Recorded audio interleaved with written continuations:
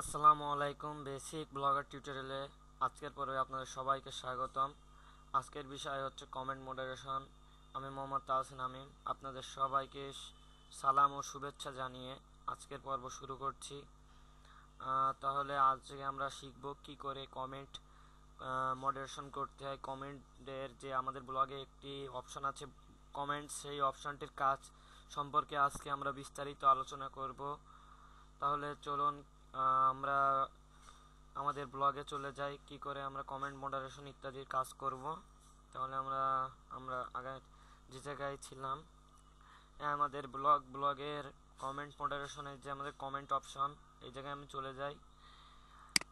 দেখুন এই যে ব্লগে একজন কমেন্ট করেছে, একটা ডিমো কমেন্ট জাস্ট আপনাকে দেখানোর জন্য যে এখানে এমডি শাহিদ আক্তার কমেন্টটি করেছে।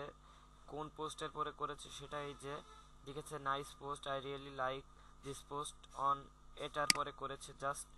তাহলে এটা আমি নিজেই করেছি শুধু আপনাদের দেখানোর জন্য।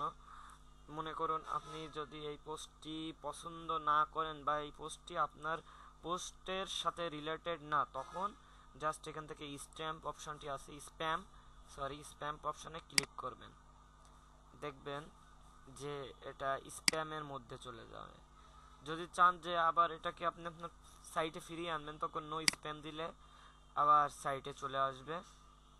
যাই হোক, আমরা এটাকে স্প্যাম দিব না।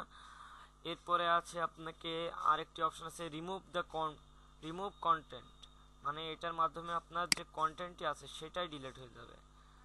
এই কমেন্টটি ডিলিট হয়ে গেল, যে আপনি যে কমেন্টটি করেছিলেন সেটা ডিলিট হয়ে গেল।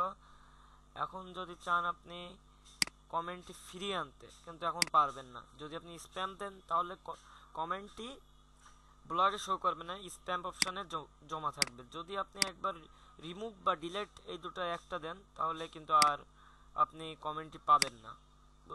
এটাই আর কি। যাই হোক, আমি ওটাকে জাস্ট একটা দেখানোর জন্য দিয়েছিলাম। এই যে এখন যদি আমি ডিলিট অপশনটা যে টিপ দিই, দেখবেন এটা ডিলিট হয়ে যাবে, এটা আর এর মধ্যে নাই। যাই হোক, এটার কাজ বেশি না, জাস্ট স্প্যাম আর পাবলিশ, এটাই আর কাজ। ডিলেটটা তো আপনারা সবাই করে থাকেন, এর জন্য আমি ডিলেটটা কি আর বুঝালাম। ডিলেট করলে আর পাবেন না, কিন্তু স্প্যাম করলে ওয়েবসাইটে পাবলিশ হবে না। কিন্তু আপনি পরে পড়তে চাইলে সেটাকে অ্যাপ্রুভ দিতেও পারেন, সেটা নাও দিতে পারেন, এটা আপনার ব্যাপার। আর ব্লগের একটা জিনিস আছে, ব্লগার কিছু কিছু ধরনের ওয়ার্ড আছে যেগুলোকে দেখে সাথে সাথে স্প্যাম মোডে দিয়ে দেয়। আপনাকে কষ্ট করে দিতে হবে না। আর কিছু কিছু যদি ডিটেক্ট না করতে পারে সেগুলো আপনাকে দিতে হবে।